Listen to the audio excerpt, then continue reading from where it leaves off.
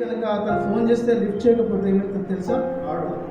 అందుకే మనం మాట్లాడేటప్పుడు 1 గంట కాదు 2 గంటలైనా పర్లేదు, మెల్లగా మాట్లాడినా సరే తనకు అర్థమయ్యే విధంగా చెప్పాలి, క్లియర్గా ఎక్స్ప్లెయిన్ చేయాలి. అవసరం అనుకుంటే ఇంకా ఇంకా డెప్త్గా వెళ్ళి మాట్లాడాలి. అతనికి ఇరిటేట్ చెప్పించేటప్పుడు చేయొద్దు దయచేసి.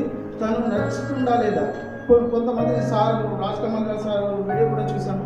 నిజంగా కస్టమర్ మనం మాట్లాడేటప్పుడు ఏదో ఇర్రెస్పాన్సిబుల్గా విన్నట్టు, ఏదో ఇలా విన్నట్టు ఉన్నప్పుడు కొద్దిగా మనం అర్థం చేసుకోవాలి.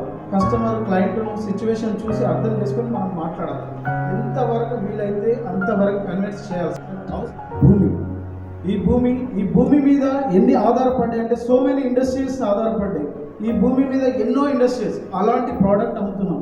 ఆ ప్రోడక్ట్ అమ్ముతున్నామంటే అది ఒక వాల్యుబుల్ ప్రోడక్ట్. అలాంటి ప్రోడక్ట్ అమ్ముతున్నామంటే మనం ఎంత వాల్యుబుల్గా ఉండాలి. మన మాట అయినా సరే ఆ ప్రోడక్ట్ గురించి చాలా ఎక్స్ప్లెయిన్ చేయాలి, చాలా డెప్త్గా మాట్లాడాలి. సో ఇంకా గ్రేట్ ఏంటంటే మనకు నిజంగా ఎక్స్ట్రాడినరీ డెవలప్మెంట్. నేను మాత్రం చాలా ఇంప్రెస్ అయిపోయాను. ఒక్కటే మంత్లో 13 ప్లాట్లు ఇవ్వగలిగానంటే 100% ఆ డెవలప్మెంటే. సింపుల్ చెప్తున్నా, డెవలప్మెంట్ అంటే ఎక్స్ట్రాడినరీ ఏ కంపెనీలో లేదు. నేను చెప్తున్నాను బాస్, నేను ఇప్పుడు ఈ ఫీల్డ్లో ఉన్నాను కాబట్టి 100% నేను గ్యారంటీ ఇవ్వగలుగుతాను. నేను స్ట్రాంగ్గా మాట్లాడుతున్నాను. ఇందులో నిలబడి ఒక 15 సంవత్సరాలు కనుక స్ట్రాంగ్గా డిసైడ్ అయిపోతే 100 కోట్లు ఎర్న్ చేసే దమ్ముంది నాకు.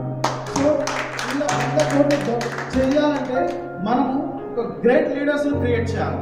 గ్రేట్ లీడర్స్ అంటే ఫస్ట్ బేసిక్ నాలెడ్జ్ తెలుసుకోవాలి. ప్రతి ఒక్కరు రియల్ ఎస్టేట్ అంటే తెలియాలి. రియల్ ఎస్టేట్లో మార్కెట్లోకి వెళ్తే ఎలా సక్సెస్ కావాలనేది తెలియాలి.